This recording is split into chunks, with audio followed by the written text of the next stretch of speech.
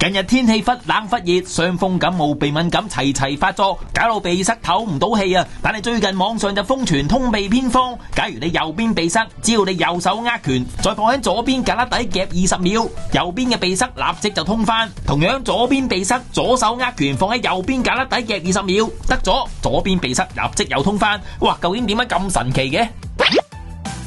其實都背後真係有一啲醫學嘅根據嘅。我哋身體裏邊有一個叫自主神經嘅系統咧，係有關係嘅。自主神經系統通常控制我哋啲內臟啦，控制我哋嘅血管啦，同埋控制我哋嘅一啲腺體等等嘅。咁其實因為胳肋底下邊咧就有一啲神經線啦。當你受壓嘅時間咧，佢就會令到對側，即係譬如右邊嘅鼻腔嘅黏膜咧嘅血管咧會收縮嘅。咁啊會導致有一個好似通鼻塞嘅效果咯。之前有一個病人都係我朋友。咁咧，佢每逢鼻塞得好緊要嘅時候咧，佢會做一件事情嘅，就係原地跑。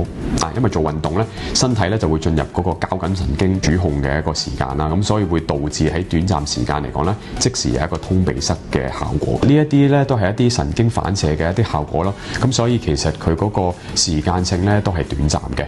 我哋講緊可能維持幾分鐘至到10分鐘左右咧，就會冇噶啦。輕微嘅鼻敏感或者係好輕度嘅一啲傷風感冒啦，咁佢做呢件事情咧，可能就會有少許嘅效果嚇，但係如果倘若病人係一啲本身結構性嘅問題嘅話咧，效果咧可能就會唔係太顯著啦。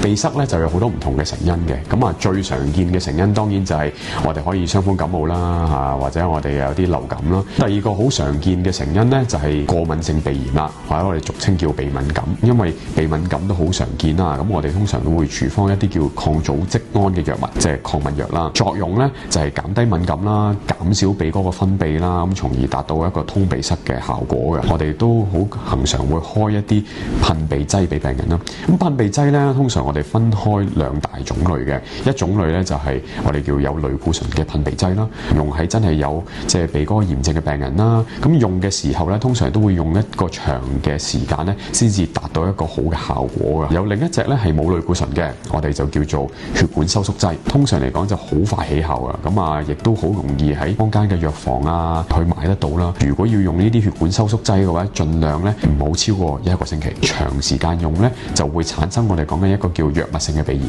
即係話佢個效果咧越嚟越唔理想啦，甚至乎會令到一啲黏膜上嗰個破損，引發到個病人個感覺咧更加塞咯。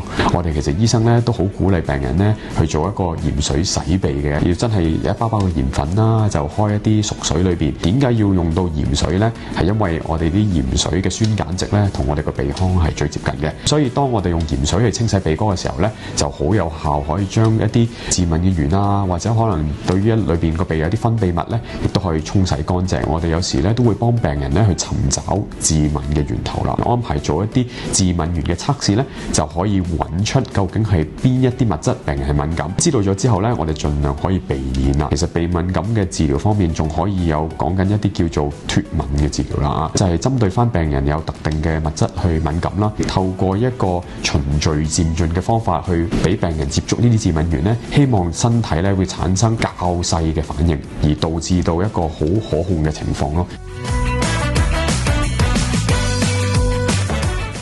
病人有一啲叫鼻中隔彎曲。我哋鼻中隔咧嘅結構咧就係我哋個兩個鼻哥窿裏邊好似有兩間房啦，中間咧係有埲牆係隔開嘅。如果有部分嘅病人係先天性佢係有彎曲的話咧，咁可能會覺得一邊嘅鼻孔咧塞過另一邊。拳擊選手啊，或者係有受過鼻哥嘅創傷嘅病人咧，都有機會有一個鼻中隔彎曲嘅問題。我哋可以同病人做一個叫鼻中隔嘅矯正手術。咁其實都係一啲微創嘅手術嚟嘅噃，嘗試將彎曲區域咧，我哋去矯正翻。第二個結構嘅問題就係一個叫下鼻甲骨啦。喺我哋個鼻腔裏頭分別咧係有上、中、下鼻甲嘅。你見得到最長同埋佔據成個空間最大咧，我哋叫下鼻甲嗰個位置啦。部分嘅病人咧喺結構上嚟講咧，有一個叫下鼻甲骨嘅肥大。我哋亦都可以透過手術嘅方式咧，將部分嘅下鼻甲切除，甚至乎用其他嘅熱能技術咧，將佢縮細，咁亦都可以好有效達到一個通鼻塞嘅效果。